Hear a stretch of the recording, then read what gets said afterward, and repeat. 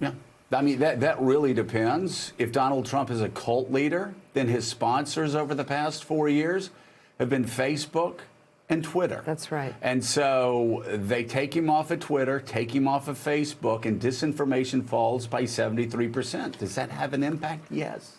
That has an impact. So the big question is, will Facebook continue to propagate cult leaders on the right? And I'm sure they'll come on the left, too. And if you don't think this isn't going to happen on the left, you are a fool.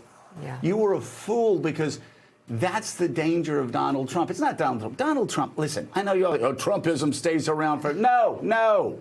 That's not the danger to the Republic.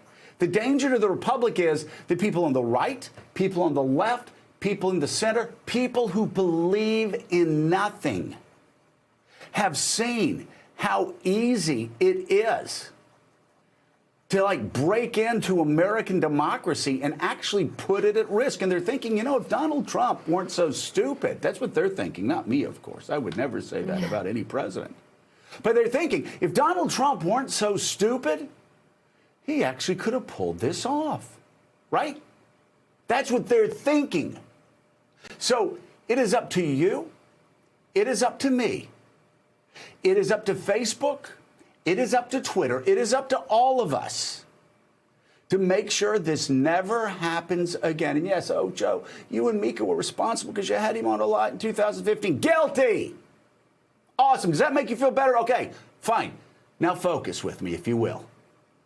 Because post-2015, Facebook and Twitter and Fox News and a lot of people carried that lie forward. Going. Day in and day out, day in and day out. The consequences, devastating. By the way, over 400,000 of your Americans dead.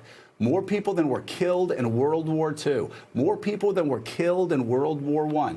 Let's see. I'm not good in math, but about 7 times as many people who were killed in Vietnam. Let me say that again. More than 7 times the number of people who died in Vietnam have been killed by this virus that Donald Trump, in lying to you, ye old faithful member of the cult, said it was going to be one person coming in from China. Then it was going to go away. We got this hand. And heck, put some bleach in your arm. And then a month later, he said in Michigan, it's going to be 15 people. But soon it's going to be down to 0. We've done a very good job. Right. Then he started talking about putting bleach into your arm. Then he started talking about putting UV lights. Then he talked about hydroxychloroquine, or hell, I don't even remember what you call it now. I just know he talked about it every day. That ended up being a hoax, right? So here's the takeaway, okay? Don't think this was a one-time event, and don't think that this is about somebody on the far right wing, okay? Because Donald Trump's not far right wing. He doesn't give a damn about ideology. And that's what we have to be looking for in the future. You know, Jesus, it'd be great if so many people who called themselves evangelicals actually read the Bible. And this is coming from a sinner. I've been divorced twice. I mean, Steve Largent called me a human highlight film for, like, sinning. I mean, it's like, that's because I called him a human highlight film. Steve and I were roommates in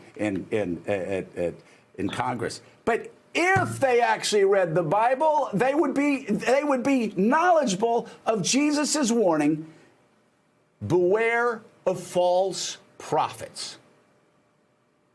Cult members,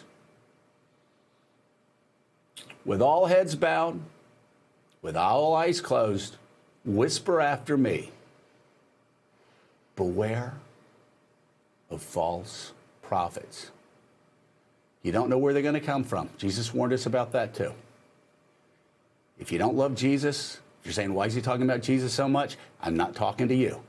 I'm talking to the cult members inside my church who have powered Donald Trump's presidency over the past 4 years. Stop reading QAnon sites and start reading the gospel of Jesus Christ. And we will be all right.